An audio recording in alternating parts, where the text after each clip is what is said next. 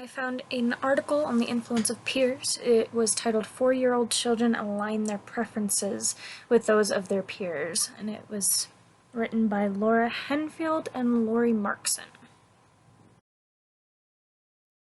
It was in developmental psychology, and the authors wanted to investigate further into what influences peers have on developing children.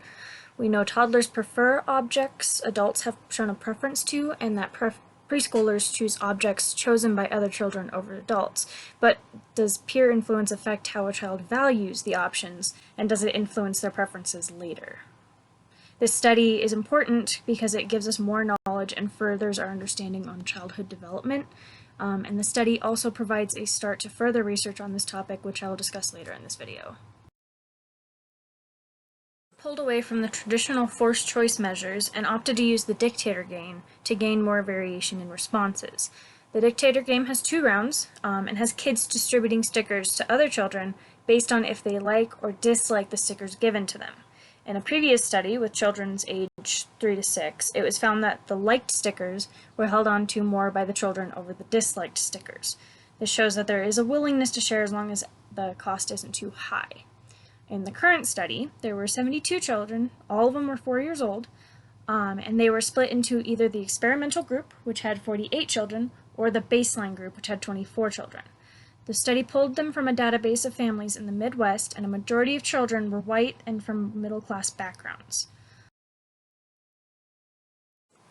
The study used 2 types of stickers, which are seen below, and the experimental group watched a video clip of 4 actors, which consisted of 2 boys and 2 girls around the same age and location as the participants, and these video clips were called social influence manipulation by the researchers. The actors demonstrated a liking for one sticker and a disliking of the other. The researchers did counterbalance the sticker options. The actors, however, were not looking at any particular sticker, but with video editing, the sticker the researchers labeled as liked for that particular group showed on the screen for 4 seconds and then disappeared. The same was done for the disliked sticker. This was done so that the actors' own preferences were not shown. The baseline group did not watch the videos, and this is what makes the independent variable in this study. The experimenter placed 10 stickers, and that was either 10 swirls or 10 snowflakes, depending on the group, in a circle on the board, and told the child that all the stickers belonged to the child, and they were to play a game with them. They placed one envelope to the right of the board and said, any sticker you want to take home should go in this envelope.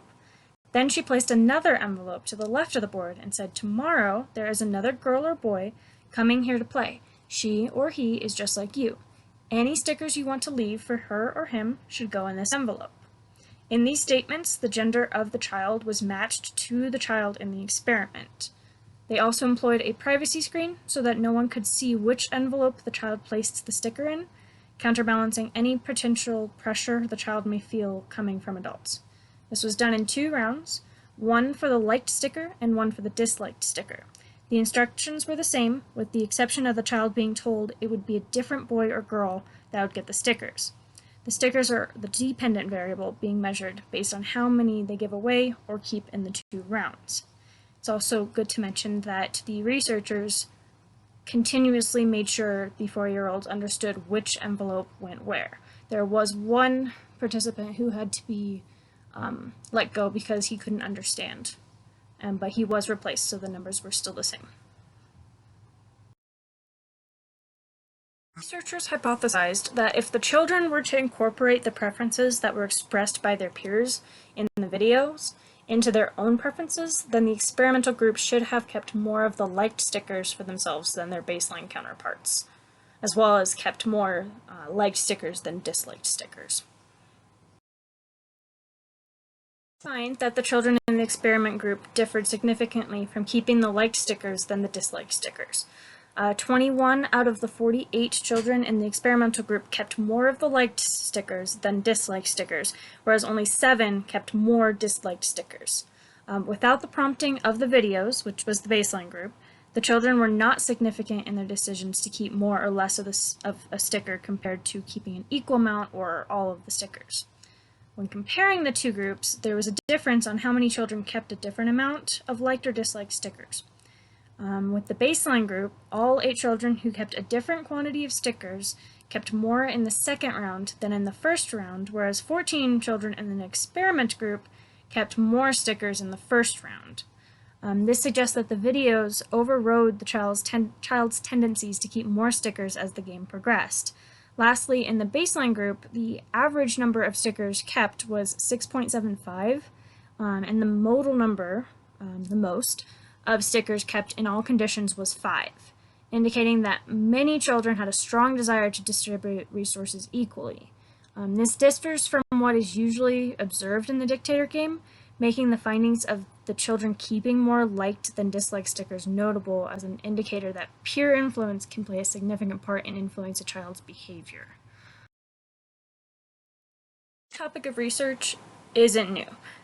Prior research, though, has shown that children will publicly conform to their peers by age 4, and the study adds to that conclusion by using a different form of study.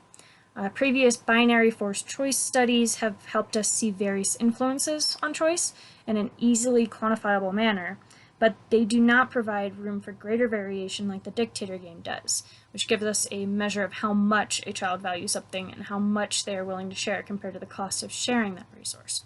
While they have similar studies done with the Dictator game, they neither touch on the peer influence of their choices when playing, nor were they all the same age as the 4-year-olds used in this study, leading to possible differences because of age. Okay, so I know this wasn't one of the topics that needed to be covered, but the questions posed at the end of an article is always my favorite part. So this section is dedicated to further avenues of research regarding the topic of peer influences with children, specifically mentioned in the article. So the study has posed a couple of questions to continuing research further. The first question is whether the children chose the liked stickers based on the expression of their peers liking or disliking the sticker, or was it the contrast between the two options, making them choose the disliked sticker less? This study did not have the significant findings to answer that question and therefore requires further study. The study also lacks a clear understanding of if the patterns of children keeping an overall equal amount of stickers to the amount they gave away was due to the children's preferences, or if it was because of the methodology or sample of the current study.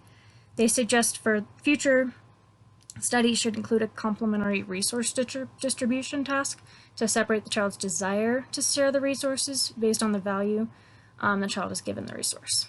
They also suggest to include a more socioeconomic and culturally diverse sample that could also be used as another measurement used in the study, because the study was predominantly white middle-class 4-year-olds. And the authors also suggest further research in the number of peers influencing the children. The study had all 4 of the children in the video in agreement. So the author acknowledges previous work that suggests there needs to be a minimum of 3 informants to elicit the conformist behavior, and they suggest further research to determine if the use of 4 children had a significant effect on the study. I would also like to see what would happen if they had the children disagreeing in the video and see what influence that would have. Also, the authors see that the children could have held a prior preference to one of the stickers, but find it highly unlikely given how they set up the video to show the sticker after the child in the video gave their preference. The authors do suggest further study in whether children's previous preferences can be overrode by new peer influence. So let's say they'd been exposed to those stickers prior to the video. Does it change after seeing a certain sticker that they weren't normally liking become more popular? I find that quite curious too. Lastly, the authors recognize the potential difference between video and in-person, as well as personally knowing the children versus the children being unknown, and suggests further study into these effects. Fortunately, there were no peer review comments included with my article, but I found an unrelated article that had peer review comments just to see what they would be like, because this is actually kind of new to me, and really wish the study I picked had included them. The details that peer reviewers go into must be extremely helpful when publishing an article. The one I looked at was over a dozen pages long and had a rubric that the reviewers used to grade different parts of the article, and showed where the authors could improve. Obviously, the reviewers found no major statistical issues with the study I picked, so we can at least trust the data is accurate to a certain degree, but it still would have been fascinating to be able to see the progression of the article during the editing process.